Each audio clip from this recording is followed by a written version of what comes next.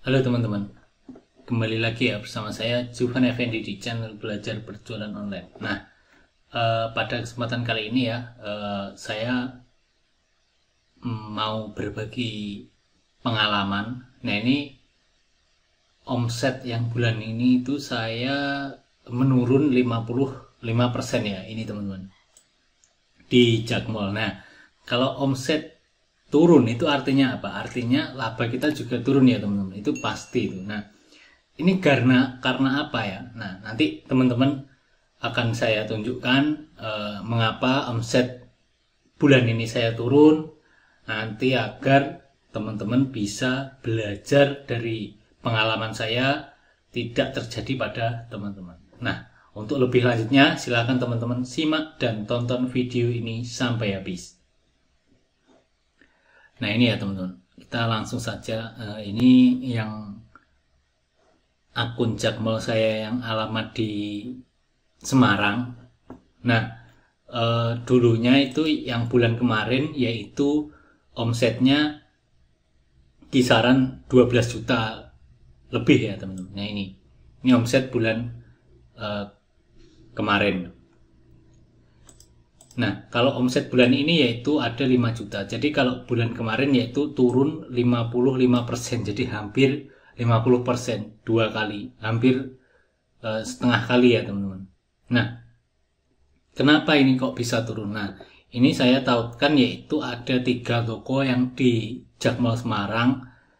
Nah, itu ini ya, toko Sultan ini. Nah, ini itu analisanya. Nah, hari ini tidak ada yang beli ya teman-teman. Nah, makanya itu dia turun. Nah, itu setelah saya telusuri yaitu faktor yang paling berpengaruh yaitu ini teman-teman. Poin penalti. Nah, jadi teman-teman sebisa mungkin jangan sampai kena poin penalti ya.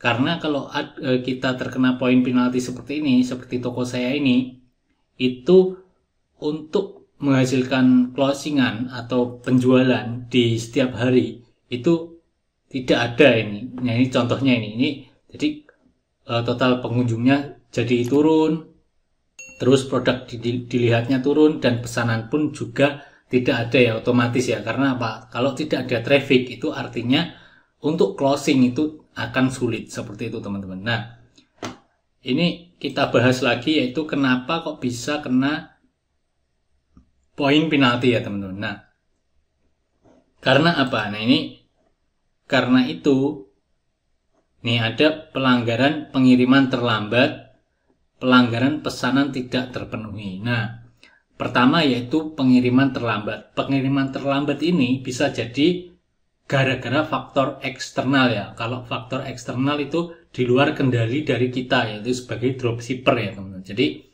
kalau kita sebagai dropshipper, pengiriman terlambat oleh supplier dalam hal ini yaitu Jakmol ya. Kalau Jakmol, tim Jakmol itu ngirimnya lambat ya. Nah, itu yang kena penalti kita sebagai seller marketplace ya teman. Jadi itu ngefek sekali ya. Nah, yang kedua yaitu kalau terlambat itu bisa jadi yang salah si suppliernya Jakmol dan bisa jadi kita ya. Kita misalkan sebagai seller, kalau kita hari Minggu tutup ya, hari Minggu tutup tidak ada yang diproses Senin dan Senin tidak dikirim. Nah, itu akan tidak dikirim oleh Jakmol, maksudnya itu kita akan ada pelanggaran seperti ini teman-teman.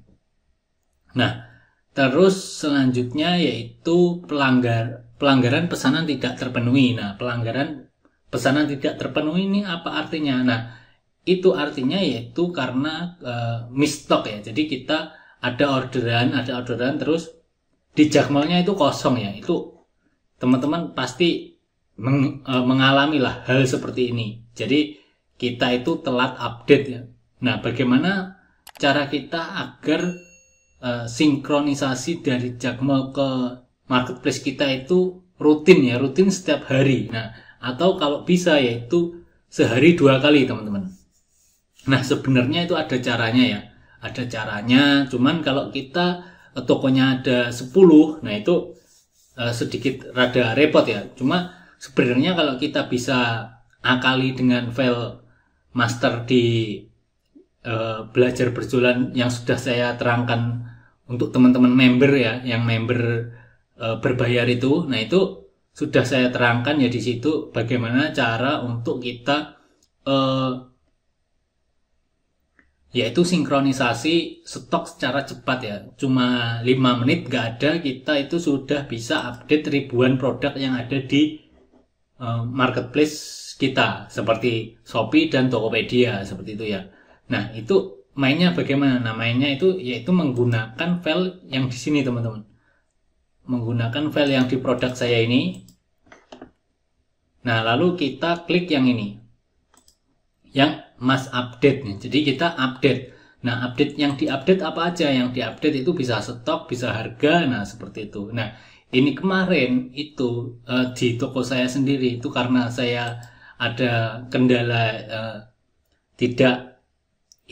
tidak konsisten dalam jualannya karena ada kendala sedang di luar kota, sedang sibuk lagi karena saya ini pindahan dari satu tempat ke sini ya, ke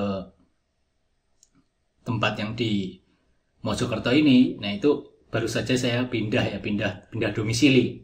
Sebenarnya tidak jauh, cuma karena di sini saya baru dan harus mengurusi semuanya ya, jadi tokonya nggak ke handle ya teman. Padahal sudah ada admin ya, cuman admin kalau yang di toko Semarang ini itu yang handle itu saya sendiri seperti itu teman-teman. Nah, jadi untuk teman-teman poinnya jangan sampai nanti teman-teman telat update, itu aja ya, telat update lalu dengan pesanan tidak terselesaikan.